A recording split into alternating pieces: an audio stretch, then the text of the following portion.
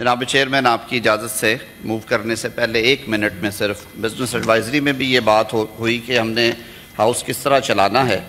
مجھے آج میں یہ بات ایک طرح سے مایوسی کے ساتھ کر رہا ہوں کہ ہماری جو پارلیمانی روایات ہیں وہ بڑی درخشندہ ہیں، اور ہم نے پارلیمان میں ہمیشہ ایک دوسرے کو تحمل سے سننے کا ہی دیکھا تھا، اور یہ روایت بڑی دیر سے قائم تھی.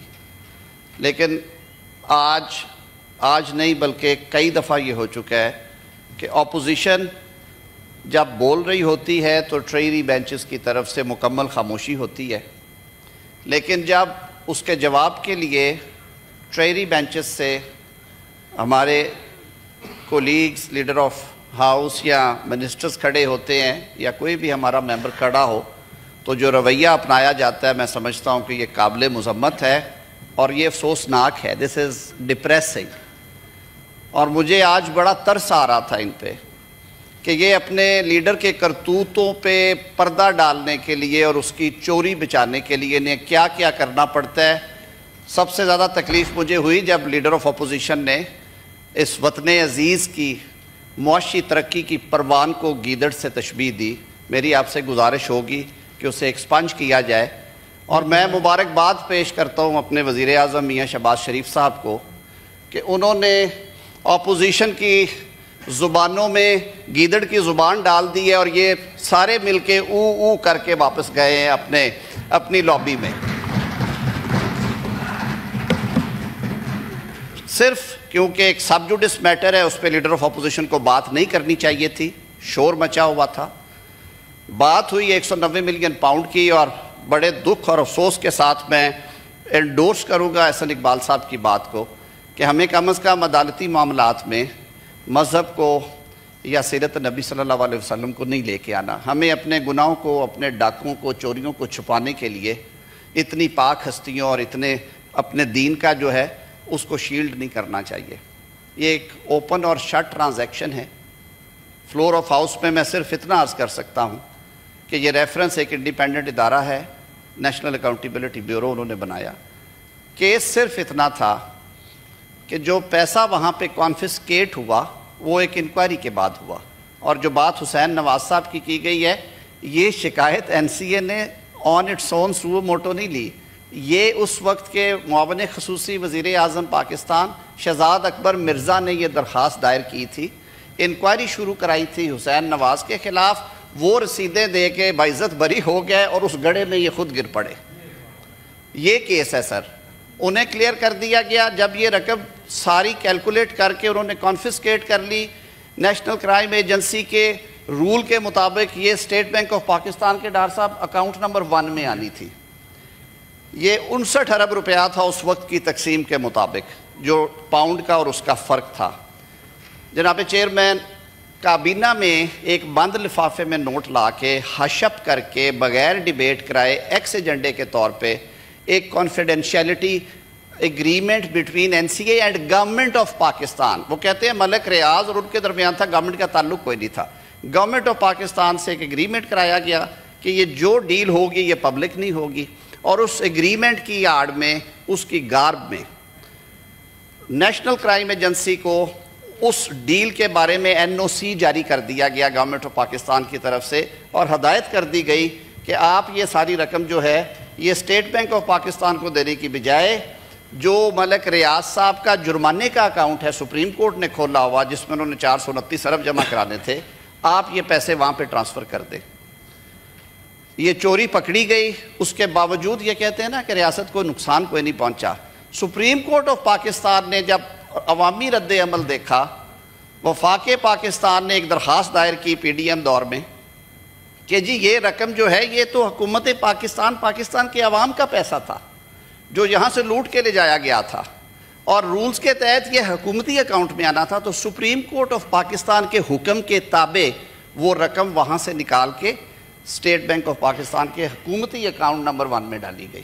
اور سپریم کورٹ نے یہ آرڈر پاس کرتے ہوئے لکھا کہ اگر ہم اس پریکٹس کو الاؤ کر دیں تو وہ پرانا ایڈیم ہمیں یاد آ جاتا ہے کہ رابنگ پیٹر اینڈ پیئنگ پال، کہ آپ ایک کو لوٹ کے دوسرے کا قرض لٹا دیں. تو یہ اوپن اینڈ شٹ سی ایک ٹرانزیکشن ہے. یہ میٹر سب جوڈس ہے. میں سر اس سے زیادہ نہیں کہوں گا, لیکن میں پھر ایک دفعہ دہراؤں گا.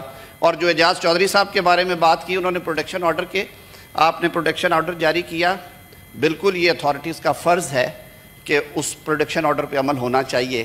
لیکن پھر میں بڑے افسوس کے ساتھ, دکھی دل کے ساتھ یہ بات کرتا ہوں کہ جب نیشنل اسمبلی میں اس وقت کے رکن قومی اسمبلی رانا ثناء اللہ کے پروٹیکشن آرڈر جاری ہوتے تھے, اول تو جاری نہیں تھے ہوتے, اور اگر جاری ہوتے تھے تو انہیں جیل سے پروڈیوس نہیں کیا جاتا تھا. ہمارے احتجاج پہ یہ ڈیسک بجاتے تھے. جب خواجہ سعد رفیق کے پروٹیکشن آرڈر کی بے توقیری کی جاتی تھی نیشنل اسمبلی کے اسپیکر کی, تو ڈیسک بجائے جاتے تھے. میں یہ نہیں کہتا کہ جو ہوا ہے وہی ہونا چاہیے. میں نائب وزیر اعظم صاحب کی موجودگی میں جناب چیئرمین میں اسے سمیٹتے ہوئے اتنا عرض کروں گا کہ ان کا یہ بات کہ پروٹیکشن آرڈر پہ عمل درآمد نہیں ہوا اس دفعہ, یہ صرف ایک انسیڈنٹ ہے, اور میں نے کئی واقعات کا حوالہ دیا, لیکن اس کے باوجود میں فلور آف دا ہاؤس پہ یہ کہہ رہا ہوں کہ ہم بالکل نہیں چاہتے کہ جو ہوا ہے وہی دہرایا جائے. نائب وزیر اعظم صاحب تشریف فرما ہیں.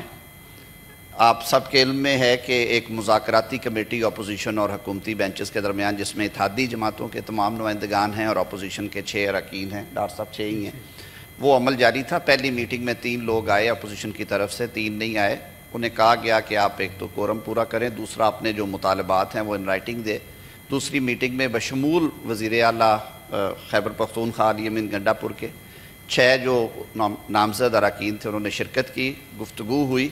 انہوں نے کہا کہ جی ہم مطالبات جو ہیں ہمارے یہ تقریباً اس قسم کے ہیں, لیکن ہم آپ کو لکھ کے دے دیں گے جو تاحال نہیں آئے. یہ کہا گیا کہ ہماری چیئرمین بانی پی ٹی آئی سے ملاقات کروا دی جائے. نائب وزیر اعظم نے وہ فیسیلیٹیٹ کیا, سنڈے والے دن وہ ملاقات بھی کروا دی گئی. اور اب جو مطالبہ سامنے آیا ہے, یہ ساری عمر کہتے رہے کہ این آر او مانگ رہے ہیں اور این آر او نہیں دیں گے. تو یہ تو اب یہ سارا جو شور شرابہ ہے, اور جس کی وجہ سے اپنے گلے بٹھا لیے انہوں نے, اچھے خاصے معزز لوگ ہیں, اپنے اپنے پروفیشن کی پیک پہ ہیں, بڑے بڑے نام ہیں ان میں.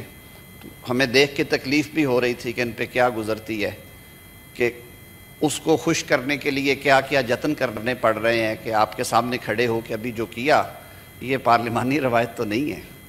تو وہاں پہ انہوں نے کہا کہ جی ایگزیکٹو آرڈر کے ذریعے جو بندے مقدمات میں ملوث ہیں اور جیلوں میں بند ہیں, اور جن پہ انسداد دہشت گردی سمیت دیگر جرائم کے اور کرپشن کے کیسز چل رہے ہیں, حکومت انہیں رہا کر دے. تو میں اس ایوان کی وساطت سے یہ عرض کروں گا کہ پاکستان کا آئین اور قانون اس کی تو اجازت نہیں دیتا. ایک عدالتی طریقہ کار ہے, وہ اپنایا جائے, عدالتوں میں جائیں, انہیں ریلیف ملتا رہے, جہاں پہ نہیں بنتا نہیں بھی ملتا. تو جو بات تھی پروٹیکشن آرڈر کی, اس میں یہ استدعا کروں گا کہ آپ نے اچھا کیا, آرڈر جاری کیا, اس کی امپلیمنٹیشن کو بوجوہ نہیں کیا گیا, اس کو امپلیمنٹ, اور ریزنز دی گئی ہیں. میری یہ ریکویسٹ ہوگی کہ اپوزیشن کو بزنس ایڈوائزری میں جیسے یہ کہا گیا تھا اور اس بات پہ وہ متفق تھے, ڈار صاحب تشریف رکھتے ہیں, اگلی میٹنگ کل ہے میرے خیال میں یا پرسوں.